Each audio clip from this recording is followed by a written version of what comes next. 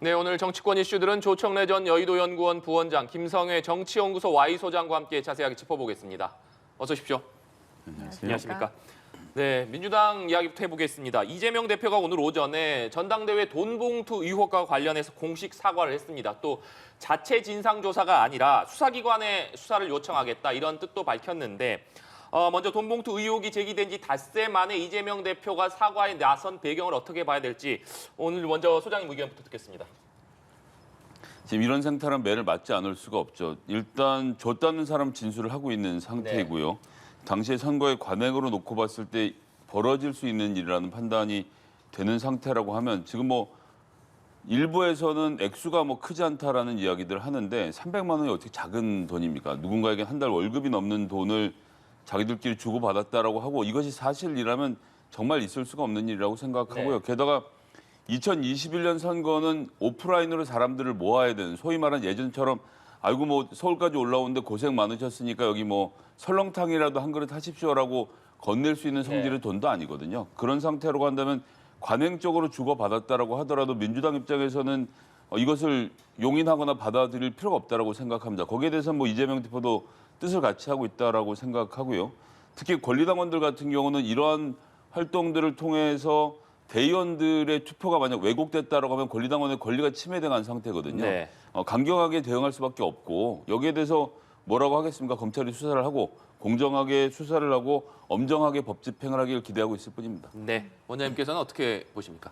지금 민주당이 초기에 이게 사실은 좀 보기에 간을 봤잖아요. 검찰 기획수사 프레임을 씌워가지고 한번 띄워봤거든요. 띄워봤는데 전혀 안 먹힌 거죠. 왜냐하면 이게 무슨 특정 제보자가 제보한 것도 아니고 언론의 뭐 취재에 나온 것도 아니고 민주당 전 사무부 총장의 녹취록에서 나온 것인데다가 내용을 보면 그 당사자가 누군지 면면이 명확하게 나오는 말하자면 증거가 분명한 거라서 어떻게 할 수도 없었을 거고요. 또 시간이 갈수록 민주당 내에서 진상규명 얘기라든가 관련자들을 탈당 뭐 문제 이런 얘기가 나오면서 상대적으로 수면 아래에 깔아앉았던 계파 간의 갈등이 또 수면 위로 올라오는 그런 양상도 있었고 지금 총선이 1년 정도 남았는데 이 부분을 빨리 쳐내지 않으면 그 부작용이 길게 갈 뿐만 아니라 이재명 대표의 사법 리스크에 대한 부분을 자극하는 부작용도 예상되기 때문에 제가 볼 때는 이재명 대표가 이 길밖에 없다. 사과하고 정면 승부를 거는 길밖에 없다 판단한 것 같습니다. 네. 네. 사실 그 2021년 전당대회 이후에 이제 민주당 내에서 비명계를 중심으로 이심 송심 이런 얘기도 나오지 않았습니까? 그런데 이 대표가 송 전 대표에게 조기 귀국을 요청을 했거든요. 아무래도 당 대표가 직접 말한 게 좀 의미가 있을 것 같은데 어떻게 보시는지요? 일단 송영길 대표 본인이 연루되어 있다라는 증거는 아직 나오지 않았고 조직적으로 했는지 여부도 지금 알 수 없는 상태입니다. 그가 네. 보고를 받았고 인지했는지는 별개의 문제겠지만요. 이재명 대표, 송영길 전 대표가 가까운 사이라고는 하지만 그것은 그것이고 지금 현재 범죄 연루된 상태에서 송영길 대표가 귀국을 늦추면 사실 관계가 없는 것으로 나중에 밝혀진다 하더라도 송영길 대표에게도 큰일 날 일이거든요. 예. 그러면 지금 같은 경우는 다른 방법이 없습니다. 빨리 들어와서 적극적으로 수사기관의 수사에 응하고 또 언론에 해명할 부분들은 해명하고 하면서 빨리 진도를 나가야 되기 때문에 뭐 이재명 대표가 송영길 대표에게 무엇인가 뭐 이제 나쁜 영향을 미치라고 했을 거라고 보진 않고요. 다만 이 문제는 송영길 대표 체제에서 송영길 대표 선거 때 일어난 일이기 때문에 당을 위해서라도 본인이 들어와서 수습하라고 말하는 건 당연한 처사라고 생각합니다. 예. 송 전 대표는 일단 이번 사건과 관련해서 관여한 바 없고 모르는 일이다. 뭐 당이든 검찰이든 제가 지금 들어가서 할 얘기가 없다라는 입장을 취했거든요. 송 전 대표가 조기 귀국을 하겠습니까? 어떻게 보시는지요? 제가 볼 때는 그 당내 압박 때문에 안 할 수가 없을 겁니다. 이게 지금 우선 일정상으로 보면 예. 7월에 뭐 원래 귀국하기로 돼 있다는 건데 3개월을 그러니까 이게 수사 자체가요. 송영길 대표에 대한 소환 조사가 없으면 제가 볼 때 이게 수사가 마무리되기 쉽지 않아 보이는 구조거든요. 그런데 3개월 뒤에 들어오면 그때까지는 수사가 답보 상태로 들어갈 수가 있고 마무리가 안 되는 거죠. 7월부터 다시 수사가 들어갈 건데 그러면 이게 수사의 진척 상황을 볼 때 총선에 직접적으로 악영향을 미칠 수가 있습니다. 있기 때문에 지금 뭐 제가 볼 때는 1, 2주일 가면 당 내에서 무슨 혐의점이라든가 공격이라든가 비난의 점들이 비난 수위가 점점 높아질 거예요. 정치인으로서 송영길 전 대표가 그것을 감수하고 3개월을 버틸 수 있을까? 저는 아니라고 봅니다. 네. 아무래도 총선이 다가오고 있기 때문에 송영길 전 대표가 조기에 귀국하는 쪽을 선택할 것이다 이런 말씀이신데 일단 검찰은 수사에 계속해서 속도를 내고 있는 상황입니다. 검찰 수사 결과가 속속 계속해서 전해지고 있는데 돈을 받은 현역 의원이 20명에 달할 것이다 이런 얘기까지 나왔습니다. 실제로 이것이 사실로 확인이 된다면 이 파장 만만치 않을 것으로 예상되거든요. 어떻게 보십니까? 지금 뭐 예를 들어서 3천만 원 해서 300만 원짜리 봉투를 20개 만들었다는 거 아닙니까? 그러면 이제 단순 계산으로 봉투 한 개 한 명한테 갔다면 20명의 현역 의원이 걸려드는 거고요. 실제로 이제 돈 봉투를 나누는데 참여한 분들 계시잖아요. 윤관석 의원이라든가 이상만 의원, 그럼 22명. 제가 볼 때 그 숫자만 해도 이게 견디기 힘들죠. 물론 이제 이게 시점이 지금부터 정당법하고 정치자금법 수사가 들어가서 기소가 되더라도 총선 전에 끝나지는 않습니다. 않지만은 이분들에 대한 공천 문제가 수면 위로 올라올 거고요. 이분들에 대한 수사나 법원 출석 자체가 메인 뉴스가 될 건데 민주당이 버틸 수 있겠습니까? 민주당은 지금 그거 말고도 이재명 대표가 기소가 됐고 그다음에 노웅래 의원이 기소가 됐고요. 그다음 기동민 의원하고 이수진 의원도 라임 사건 때문에 걸려 있습니다.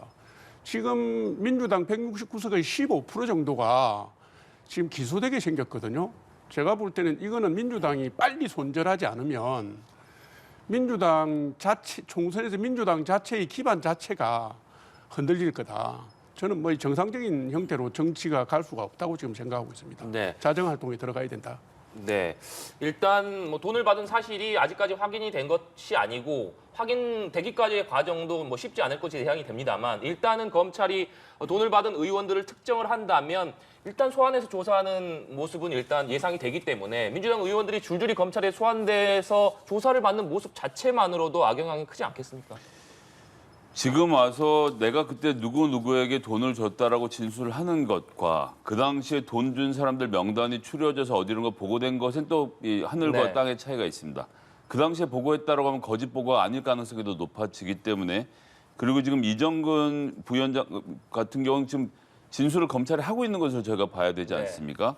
그렇다라고 한다면 소환 요청이 있으면 응해야죠. 물론 범죄 가중치를 놓고 봤을 때 돈을 6천만 원씩 만들어서 뿌린 쪽이 받은 300만 원짜리보다 훨씬 크긴 하겠습니다만 아까 전에 다시 말씀드린 대로 지금 21세기의 전당대회에서 당원들이 그렇게 열심히 투표를 하고 있는데 대의원의 표를 좌지우지할 수 있는 국회의원들이 뭐 거마비 쪽으로 이런 돈을 받고 사람들에게 누구 찍으라고 시켰다라는 것이 사실로 드러나면 이거는 뭐라고 변명할 수 있는 성질의 문제가 아니라고 보거든요. 그래서 뭐 액수 가지고 얘기할 성질은 뭐 전혀 아니고요. 민주당 의원들은 수사에 응해야 되고 여기에 응하는 과정에서 실제로 돈 봉투 받은 게 드러나면 총선에 이런 분들이 나와서 다시 국민들의 선택을 받는다는 건 글쎄 제 상식으로는 잘 납득은 되지 않습니다. 네.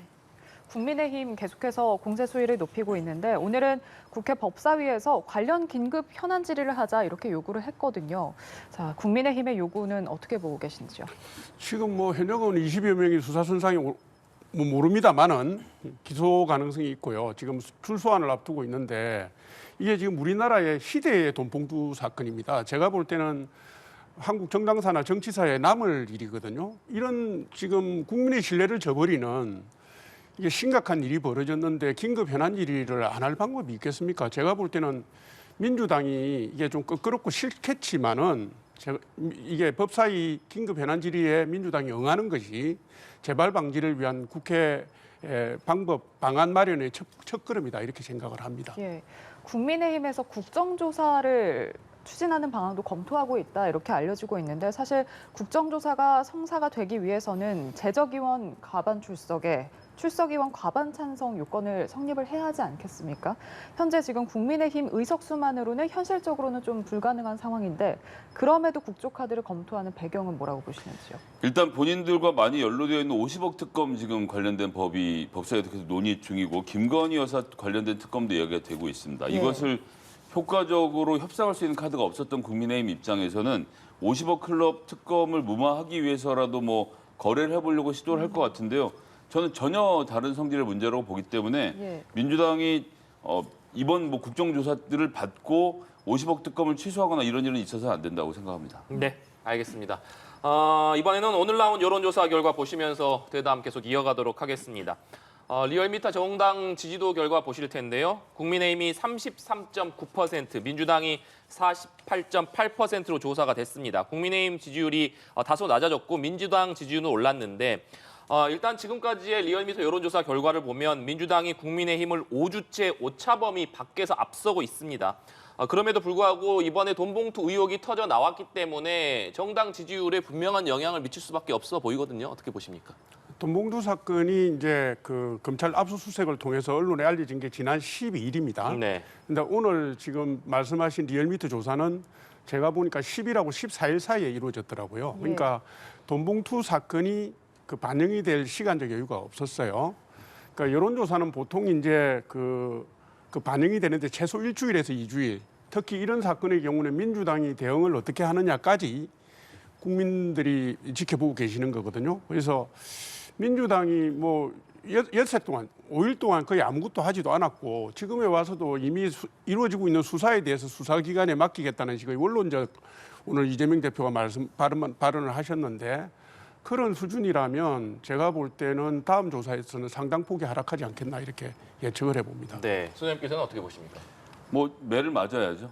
지금 뭐 이렇게 해놓고 지지율이 잘 나오기를 바라는 것은 좀 무망하다 생각하고요. 게다가 이재명 대표가 지금 사과는 했습니다만 네. 진상조사 과정까지는 계속 매를 맞는 국면이 만들어질 수밖에 없고 게다가 지금 이정근 위원장 쪽에서 추가로 더 휴대폰과 USB를 지금 남편을 통해서 검찰에 제출했다고 하는데 그렇다라고 하면 이분과 관련된 여러 가지 다른 얘기들도 있는 것이거든요. 게다가 판결문에 보니까 판사가 이분을 로비스트라고 규정을 하고 그 안에 여러 가지 증언들이 나오는데 정말 입에 담기 어려운 저질 로비를 해왔던 정황들이 나오는데 여기에 응한 민주당 의원들이 있다면 이게 앞으로 계속 문제가 될 거라서요. 당분간은 이 문제가 쉽사리 털 수 있을 것처럼 보이지 않기 때문에 네.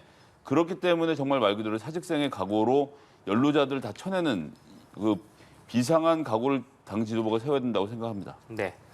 국민의힘 같은 경우에는 윤석열 정부 출범 이후 최저치인 33.8%에 지금 근접하고 있는 상황입니다.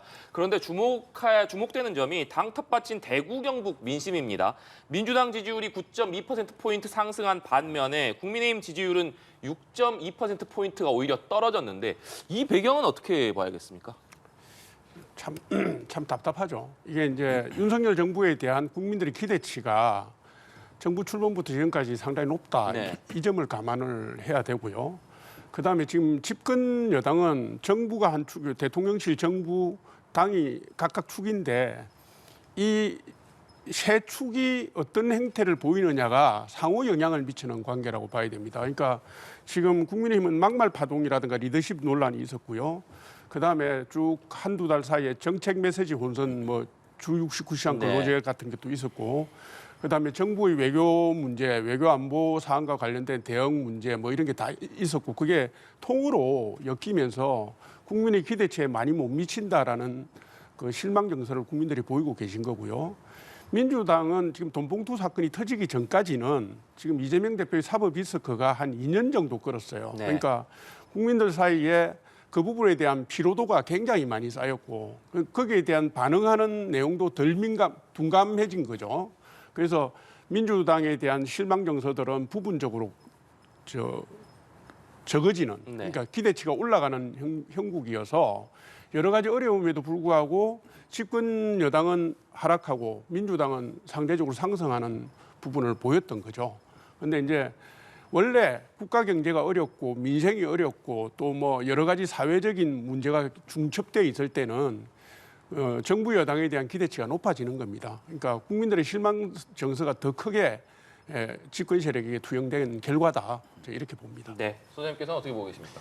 일단 대통령께서 교육개혁, 노동개혁, 연금개혁 말씀하셨는데 교육이랑 연금은 어디 간지 사라져 있고 그나마 노동 나오는 것 69시간으로 늘리려고 했다가 지금 입법 예고 기간 다 끝났습니다. 그런데 어떻게 하겠다는 계획도 없고 발표를 다 한 다음에 여론조사를 지금 해보겠다라는 다소 이해할 수 없는 그런 말들을 내놓음으로써 노동개혁 자체가 지금 무산이 되고 있는 상황 하나 있고요. 외교 문제에 있어서는 도청은 그러니까 미국이 그럴 수 있다는 것을 정책 당국자들이 속으로 생각할 수는 있겠죠. 하지만 미국이 그럴 때가 아니다라고 말하는 것을 왜 우리 당국이 미국 변호를 해줍니까? 특히나 김태효 차장 같은 경우는 나가는 길에는 뭐 도청을 하질 않았다, 우리가 당하질 않았다, 미국에 가서 악의적인 도청은 아닌 것 같다라고 하더니 와서 인천공항 내려서는 미국으로부터 유감 표명을 많이 들었다는 거예요. 아니 불과 이틀 전까지만 해도 도청당한 사실 자체를 부인하던 사람이 지금에서 미국이 도청한 걸 많이 미안해하더라는 설명을 우리한테 하고 있으면 국민들이 듣기에 너무 의아한 거 아닙니까? 이렇게 돼서는 이번에 한미 정상회담에 가서는 또 일본 이상으로 뭘 내주고 올지 국민들이 불안해하는 마음에다가 이제 지지율이 떨어지고 말고 예전에 지지율이 올라갈 때만 등장하던 김건희 여사가 전면적으로 등장을 하면서 뭐 이제 외교 문제 또 개식용 문제 국정 과제를 자꾸 설명하는 것처럼 나오고 있으니 특히 대구 경북 지역에서도 이제는 나도 할 말을 해야 되겠다는 답답함이 드러나고 있는 것이 아닌가 이렇게 보여집니다. 예. 국민의힘 내부 상황 좀 짚어보면 일단 정광훈 목사 리스크가 계속해서 확산하고 있는 모습인데요. 정광훈 목사가 오늘 오전에 기자회견을 열고서 국민의힘 가입 운동과 공천권 폐지를 주장했습니다.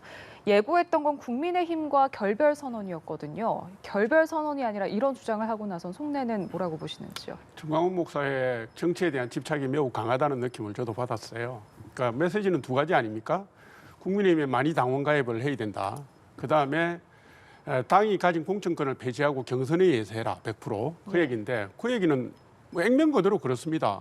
정광훈 목사를 지지하는 사람들이 당원에 대거 가입하고 그 대거 가입한 당원들이 경선을 통해서 자기들이 후보 뽑겠다 이 얘기를 한 거예요. 그러니까 이거는 뭐 우리가 문명사의 흐름도 그렇지만 정교 분리는 수백 년 동안 수천 년 동안 우리 인류가 이루어온 성과입니다. 지금 종교계에 계신 분이 이렇게 직접적인 정치 활동을 하고 정치적 목표를 내세우고 당에다가 요구를 하는 것은 매우 부적절하다고 저는 보는 것이고요. 그대로 이루어지지도 않을 겁니다. 네.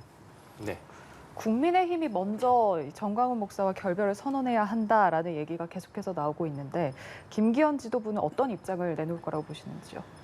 일단 우리나라가 정당에서 당원 모집 과정이 되게 이상해졌습니다. 원래 당원이라는 것은 이 정당의 이념에 동의하는 사람들을 모아서 안에서 교육도 하고 토론도 하고 하면서 정당의 지구당부터 좀 조직이 돌아가야 되는데 오세훈 시장님이 물론 그 당시에 맥락이 있었습니다만 한 20년 됐죠 벌써. 이 지구당 제도를 폐지하면서 이 당원들이 할 수 있는 일이 없어지고 지금에 있어서는 무슨 투표 때 투표하는 사람처럼 인식이 되는 상황이 되니까 인원 동원을 하는 그림이 만들어지고 그러니까 좀 쉽게 말씀드리면 정광훈 목사가 모집해온 당원이라고 하더라도 지구당으로 다 불러서 교육시키고 국민의힘이 이런 당이다를 교육을 시키면서 이 사람들 당원으로 길러내면 되는데 그냥 정광훈 목사 하는 얘기를 유튜브만 보고 있는 당원들을 만들어 놓으니까 이것이 국민의힘의 몸통을 흔드는 꼴이 되어 있지 않습니까? 그래서 저는 이걸 뭐 정광훈 목사나 누가 당원 가입 운동하는 걸 막을 방법은 없습니다. 오히려 정당이 자체 교육 과정을 강화하고 정당 내 민주주의를 만들고 지역위원회를 강화하는 활동을 통해서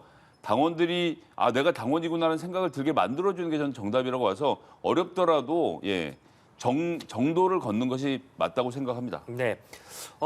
이런 가운데 김기현 대표 지난주에는 박정희 기념관을 찾기도 했습니다만 당초 오는 19일에 박근혜 전 대통령을 예방하기로 예정이 돼 있었습니다. 그런데 김 대표가 이 일정을 연기하고 4.19 혁명 기념식에 참석하기로 일정을 변경했다고 하거든요. 이 배경을 놓고서도 여러 가지 해석들이 나오고 있는데 원장님께서는 어떻게 보고 계십니까? 저도 언론 기사를 봤습니다. 네. 그거를 중도 확장성을 위한 선택 이렇게 기사들을 써놨던데 정치 지도자의 일정이 하루만 있는 것도 아니고 저는 과도한 해석이라고 봅니다. 뭐냐면 4.19 날 박근혜 전 대통령 예방 일정을 잡은 거는 저는 실무적인 실수라고 봐요. 4.19 혁명 일에는 국립묘지도 가야 되고 4.19 국립묘지도 가야 되고 기념식도 참석을 해야 되고요. 해서 제가 볼 땐 서울에 계셔야 되는 게 맞고요.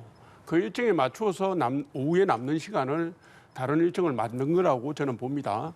박근혜 전 대통령을 예방하는 거는 일정을 조정해서 다음에 가면 되는 거고. 그러니까 박근혜 전 대통령을 찾아뵙고 인사드리고 고견을 듣는 거하고 중도 확장성 부분을 염두에 둔 일정을 하는 거는 별개의 문제로 365일 중에 다른 날을 하면 되는 거죠. 이거를 일정 하나 가지고 무슨 중도 확장성 뭐 혹은 국민의힘이 지지율이 어떠니까 뭐 다른 선택을 한 것처럼 보는 거는 과도한 해석이다. 저는 이렇게 봅니다. 네.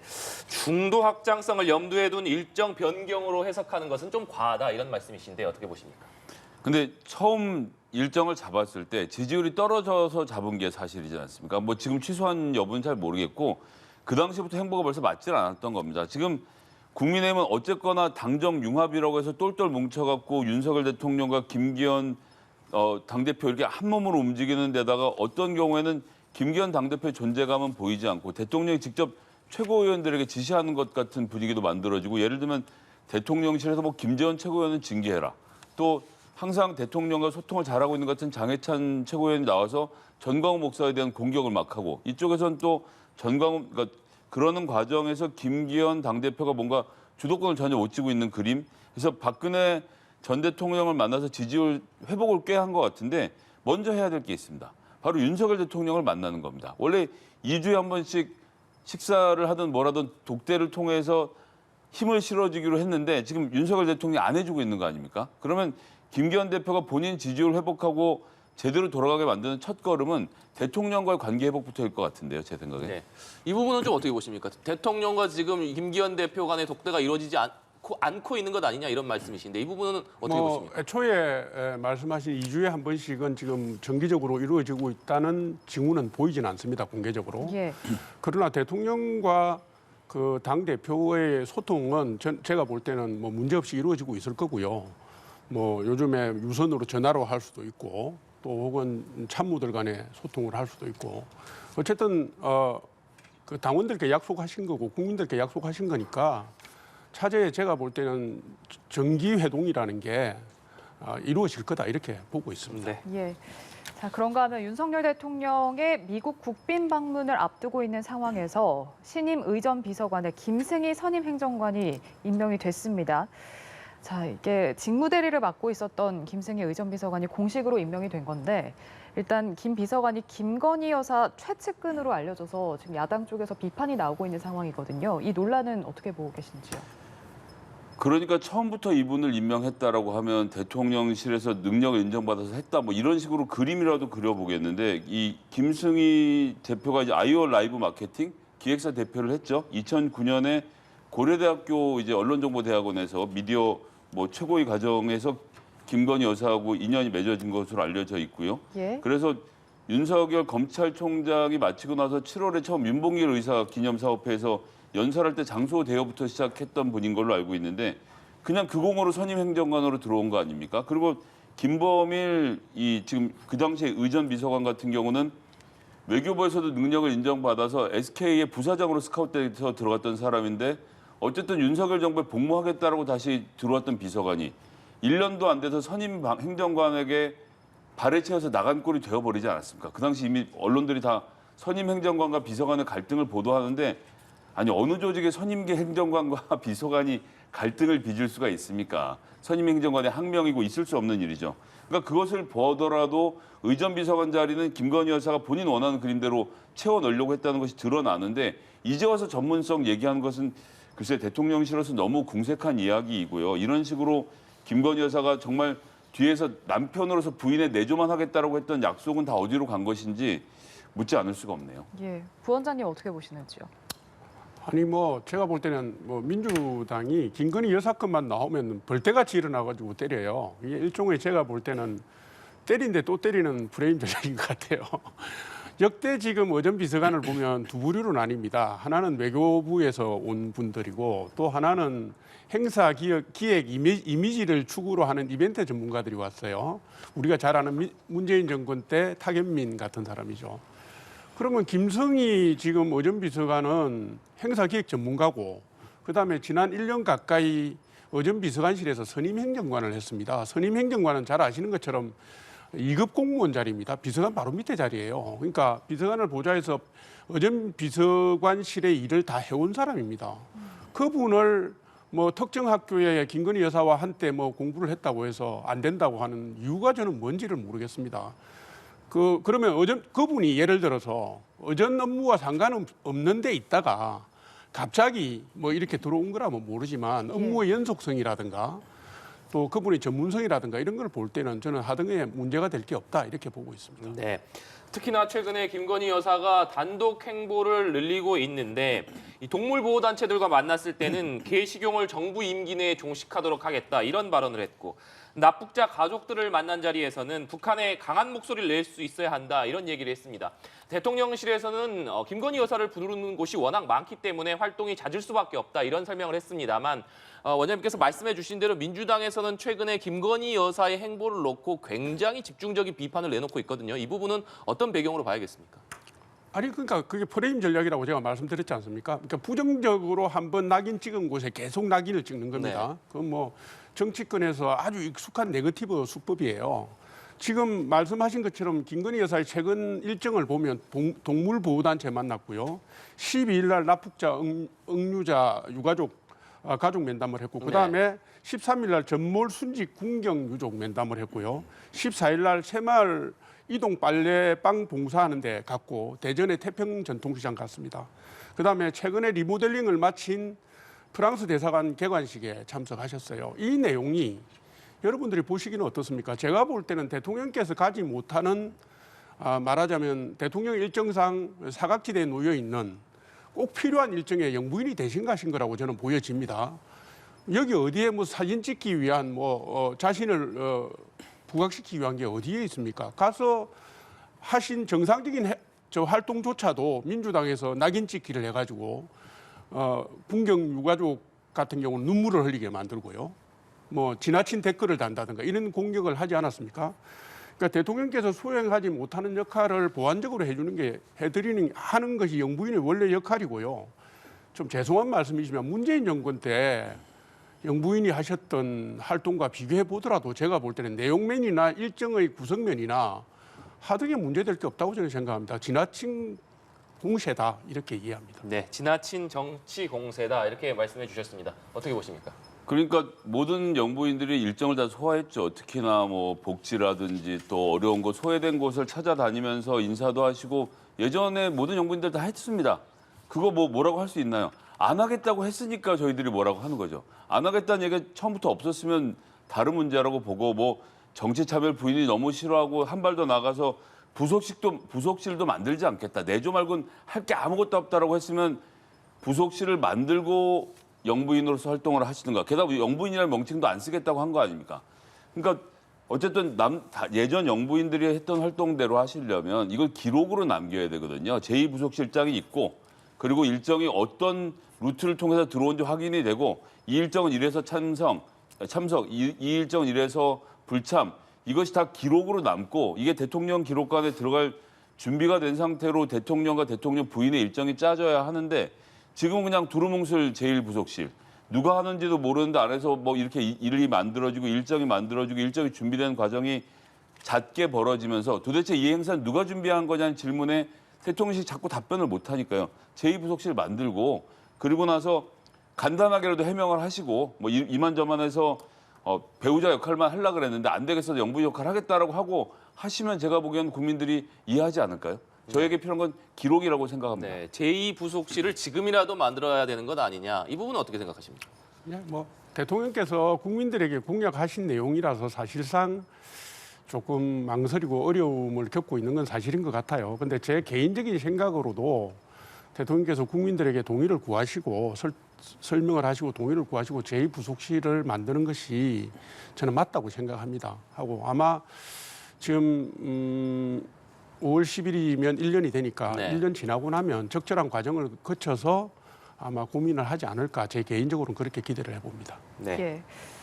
조금 전에도 말씀을 해주셨지만 지지율이 올라갈 때만 등장을 했던 그동안은 그랬던 김건희 여사였는데 그렇다면 김건희 여사의 이러한 광폭 행보가 윤 대통령 지지율에는 어떤 영향을 미칠 거라고 보시나요? 이것도 마찬가지인데요. 메시지가 하나로 정리가 되어서 나가야 김건희 여사가 하는 일이 남편에게 도움이 됩니다. 근데 부속실도 제대로 준비가 되어 있지 않고 뭐 개식용 문제라든지 북한 인권 문제 이런 것들을 대통령실 그렇게 하기로 정하고 그것에 맞는 일정을 배치하고 진행하냔 말이죠. 그런 것이 안 되는 게 문제가 아닌가 생각합니다. 네. 그러니까 우리가 보통 보면 남자가 할 수 있는 역할이 있고 부인이나 여자가 할 수 있는 역할이 있거든요. 특히 우리 사회의 어두운 구석, 사회적 약자라든가 사각지대에 처한 여러 가지 분야들이 있고요. 그다음에 문화예술 분야라든가 이런 부분들은 대통령께서 일일이 다 챙기지 못하는 측면이 있습니다. 그래서 영부인이 되시기 전에는 무슨 생각을 하셨든지 간에 되시고 나면 사회적 요구가 있고 국가적 요구가 있는 것이고요. 해외에 나가시면 정상 부인들과의 관계, 영부인의 일정이 따로 가지 않습니까? 그런 부분에 부응하는 활동을 할 수밖에 없다. 그리고 진정성을 가지고 김건희 여사가 가진 전문성이 있으니까 예. 진정성을 가지고 쭉 해나가면 국민들께서도 이해를 하고 나중에는 공감해 주실 거다 이렇게 생각합니다. 알겠습니다. 여기까지 듣도록 하겠습니다. 조청래 전 여의도 연구원 부원장, 김성회 정치연구소 Y소장과 함께했습니다. 고맙습니다.